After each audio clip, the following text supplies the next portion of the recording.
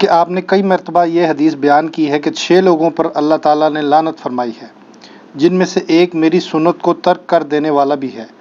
چنانچہ اس دن میں جو لوگ فرض نماز سے جڑی ہوئی 12 سنت موقدہ چھوڑ دیتے ہیں، کیا وہ لوگ لعنت کے مستحق نہیں قرار پائیں گے؟ وضاحت فرما دیں۔ ہمارا ایک کلپ اپلوڈ ہوا تھا کہ جو لوگ نماز نہیں پڑھ سکتے سنتوں کے ساتھ، جن کو صرف عشاء کی 17 رکعتیں بتائی گئی ہیں، تو ان کو بتایا تھا ہم نے دن رات میں تو ٹوٹل رکعتیں 17 ہیں، جن کی پوچھ آپ سے ہونی ہے، 2 فجر کی، 4 ظہر کی، 4 عصر، 3 مغرب، 4 عشاء۔ وطر اور سنت موقدہ یہ سب سنت عبادات ہیں، بلکہ نفلی عبادات ہیں۔ سنت جب ہم کسی کے اوپر بول رہے ہوتے ہیں تو اس سے مراد طریقہ ہوتا ہے۔ آپ قرآن و سنت میں اللہ تعالیٰ نے سنت کا لفظ اپنے لیے بھی استعمال کیا، سنت اللہ، کیا مطلب؟ اللہ کا طریقہ۔ یہ نہیں ہے کہ اللہ نے کچھ خود کر کے بتایا کوئی عبادت کا طریقہ، نہیں، اللہ تعالیٰ جو ڈیسیژن کرتا ہے، جس طریقے سے معاملات کو لے کے چلتا ہے، اس طرح نبی علیہ السلام کا بھی طریقہ کار ہے۔ جیسے نماز کا ہم کہتے ہیں سنت طریقہ، جیسے نبی علیہ السلام نے قیام کس طرح کیا، ہاتھ کیسے باندھے، رکوع میں کیسے کیا، تشہد میں کیسے بیٹھے، یہ سب کی سب طریقہ، ان معنوں میں بات ہو رہی ہوتی ہے۔ تو سنت کہتے ہیں طریقے کو۔ نبی علیہ السلام کا ایک مبارک طریقہ ہے، صحابہ کرام کا ایک طریقہ ہے جو نبی علیہ السلام سے انہوں نے سیکھا، اس طریقے سے وہ آگے ٹرانسفر ہوا۔ تو اب رہا یہ مسئلہ کہ یہ جو حدیث میں 6 لوگوں پہ اللہ کی لعنت ہے، اس میں تارک سنت کی بات آئی ہے، جو سنت کو ترک کرنے والا ہے۔ اور عربی لنگوسٹک میں اگر آپ سنت کو ترک کا معنی لینا تو یہ ہوتا ہے اس راستے کو چھوڑ دینے والا۔ اچھا، اگر آپ اس کا خدا نخواستہ یہ معنی لیں گے کہ نبی علیہ السلام کے جتنے بھی اعمال ہیں، چونکہ وہ سنت کی کیٹیگری میں تو فال کرتے ہیں، جیسے تہمد پہننا نبی علیہ السلام کا طریقہ تو ہے۔ اب کوئی شخص یہ کہہ سکتا ہے جو تہمد نہ پہنے وہ تارک سنت ہے اور اس پہ اللہ کی لعنت ہے۔ یہ حدیث جامعہ ترمذی میں ہے کہ 6 لوگوں پہ اللہ کی لعنت ہے۔ ترمذی والی روایت کمزور ہے، باقی کتابوں میں اس کی اسناد موجود ہے۔ مشکات میں 109 نمبر حدیث ہے۔ سنت کو حقیر سمجھ کے چھوڑنے والا، سنت سے نفرت کی وجہ سے سنت کو چھوڑنے والا، ایک تفسیر اس کی بنے گی جو محدثین نے کی ہے۔ دوسری یہ ہے کہ اس سنت سے مراد وہ سنت ہے جو سنت واجبہ ہیں، یا وہ سنتیں جو فرائض میں شامل ہیں۔ فجر کی نماز پڑھنا سنت ہے کہ نہیں؟ اپنی انٹینسٹی میں فجر کے 2 فرض ہیں، لیکن طریقے میں جائیں تو حضور کی سنت ہے نا؟ تو فجر کے 2 فرض وہ سنت ہے جس کو ترک کرنے والا لعنت کا مستحق ہے۔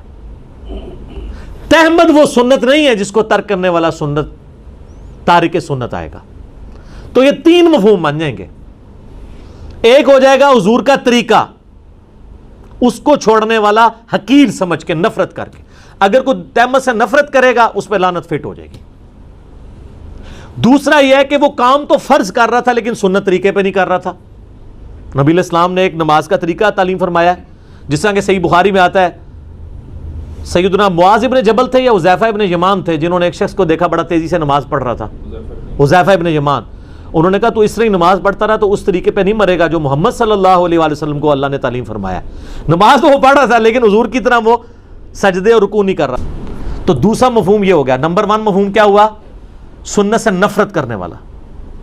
نمبر 2، کام تو فرض کر رہا تھا لیکن سنت طریقے پہ نہیں کر رہا تھا، غلط طریقے پہ کر رہا ہے۔ ایک بندہ نماز میں ہاتھ سر پہ باندھنا شروع کر دے تو نماز تو وہ پڑھ رہا ہے لیکن سنت طریقے پہ نہیں، یہ کمر پہ باندھ لے۔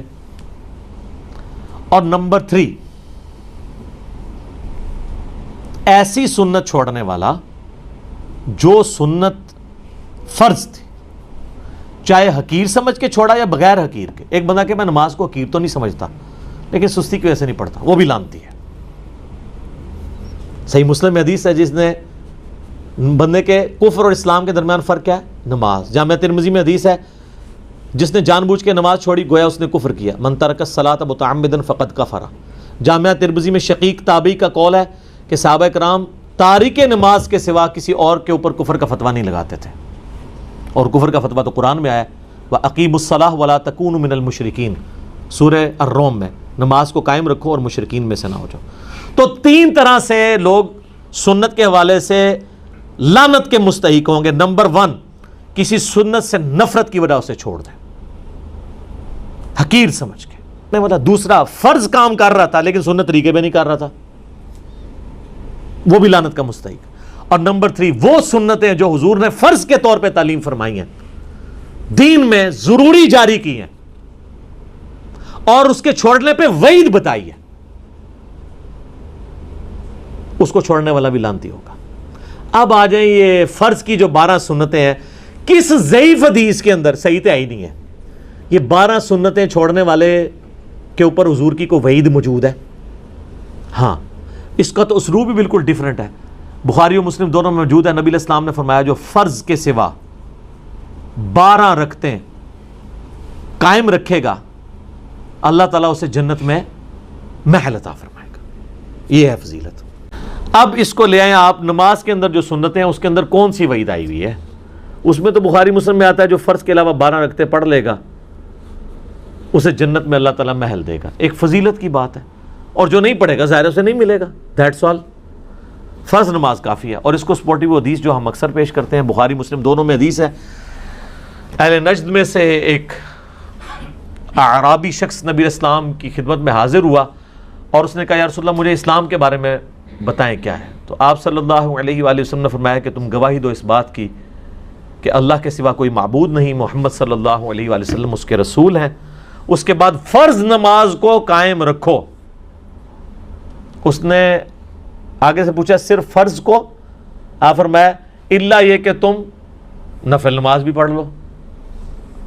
یعنی اس کے اندر نفلی نماز, نفل عربی میں کہتے ہیں اضافی کو ہیں. سر اس کا مطلب ہی اضافی ہے.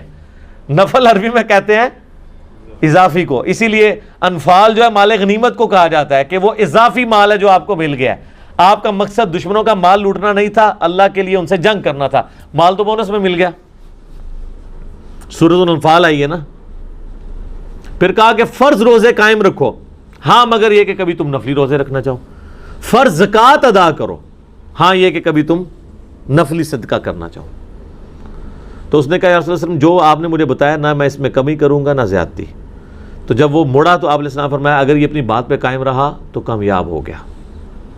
اور ایک اور حدیث بخاری مسلم میں آتی ہے کہ نبی علیہ السلام نے کہا کہ فرض نماز قائم رکھ, فرض زکوٰۃ دے, فرض روزے رکھ. اس نے کہا یا رسول اللہ نہ میں کمی کروں گا نہ زیادتی. تو آپ علیہ السلام جب وہ مڑا تو آپ فرمایا کسی نے اگر کوئی جنتی شخص دیکھنا تو اس کو دیکھ لو. تو فرض نماز تھی. فرض نماز تو وہی ہے جسے عموماً فرض نماز کہا جاتا ہے.